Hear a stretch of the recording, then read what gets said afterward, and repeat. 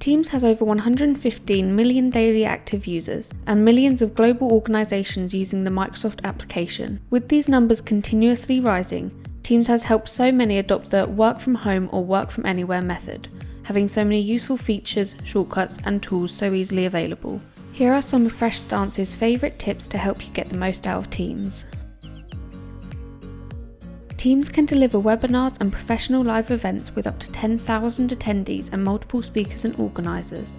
If you want to interact with your audience and ask a question, people can raise their hands. But did you know you can see the order in which people have raised them? This feature means that you can answer your audience's questions chronologically, reducing the chance of someone getting frustrated that you aren't allowing them to share what they have to say. Or if you want to ask a quick and simple question that doesn't require feedback, you can insert a poll within the channel you're hosting on by using the Microsoft Forms application, meaning your audience can engage with you. You can download this app beforehand and create the poll prior to the event so no time is wasted during the event. If you'd like to know more about how to use apps in Teams, stick around for the apps section in this video. If you head to the ellipses of where participants is on the screen in the webinar, you can download the attendance list to see who to catch up with afterwards, meaning you know who the right people are to approach afterwards to start a conversation with, as the people who stayed for longer will be more likely to interact with you and message you back, therefore feeding into your customer relationship management plan and strengthening these relationships further. If, like us, efficiency is important to you, take a look at some of our top shortcuts we use here at Fresh Stance to improve our communication to one another. Within Teams calls, it's great to engage as much as possible to build a strong connection with your team, and you can do this by toggling your video and mute buttons with ease, simply by pressing Ctrl, Shift and M to toggle your microphone to talk, and by pressing Ctrl, Shift and O to turn your video on and off. To call someone without having to find them manually, simply type in /call into your search bar and type in the name of whoever it is you wish to talk to. In order to start a new conversation, press Alt, Shift and C to chat. If you've never talked with this individual before and you'd like some insight into their position in the company, type /org and their name in the search bar to see someone's organisation chart. When chatting to someone, if you'd like to quickly attach a file, press both Ctrl and O and select your file. To see your recent files, type /files into the search bar at the top of the screen and it should bring up all of your most recent files. In this digital age, we're used to adding apps to give the specific access and functionality we need. But apps don't only apply to smartphones and are readily available in Teams too. You can access these easily by clicking the Apps option in the bottom left-hand corner of Teams.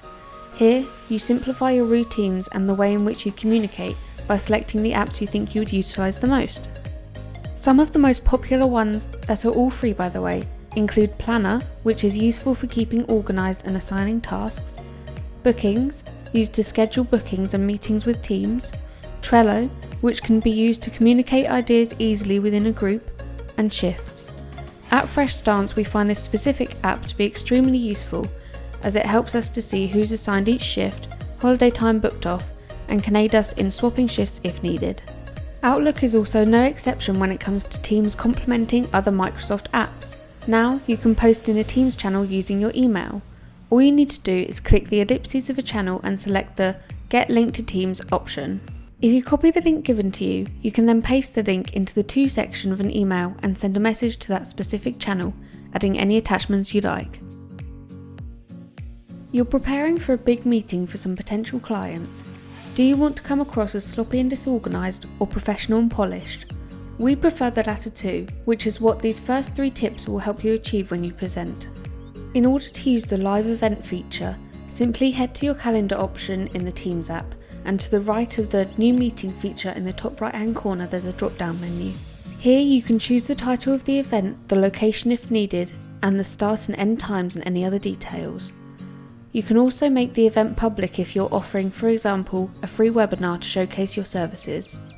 If you're presenting to a larger audience and only would like to receive questions at the end of the presentation, you can click the option Don't allow attendees to unmute in the ellipses menu in the top right hand corner of the meeting. This will in turn allow you to appear more professional, as you will not be interrupted and your mind will be more at ease when sharing your ideas. Let's go one step further and say this presentation is with another colleague. In this instance, you can invite presenters to be a part of your event, so only you and who you've invited can talk during the event. If you're not in the live event setting, however, you can manage permissions for your meeting, so you can decide who can present, muting everyone else. This allows you to be completely in control of who is sharing and who is watching, which can also be achieved by using the spotlight feature. By pinning your video, you can spotlight yourself, so that everyone sees your video as you present to them, but keep in mind that you can only do this if you're the meeting host. We've talked about groups a lot, but what if you're just talking to someone one-on-one? Something that may come in handy is pinning a chat, meaning you can pin certain chats to the top of your chat section in Teams. This means that you can have an instant reminder to go back to that important message when it's convenient for you, as it will be at the top of your chat section until you unpin it. If you see an urgent or interesting message come through when you're busy and don't have time to respond to the message, click the ellipses on the message and select Save this message. You can also apply this to previous messages from someone that contains valuable information that you may want to revisit, which you can see easily in the future by heading to your icon and clicking Saved Messages, where they should all appear. We've established by now just how useful Teams can be, so what's stopping you from making the switch and replacing your telephone system with it? The mobile app allows you to use Teams wherever you are, and the remote structure of Teams means you have the same experience wherever you log in from. Whether you're in the office or at home, you're always part of the team. And with call plans being available and inclusive on both national and international calls, what better reason could there be to switch? Thanks for watching. We hope you gained some useful insights into Teams and use some of these tips in your everyday lives to make your communication within your business all the more effective.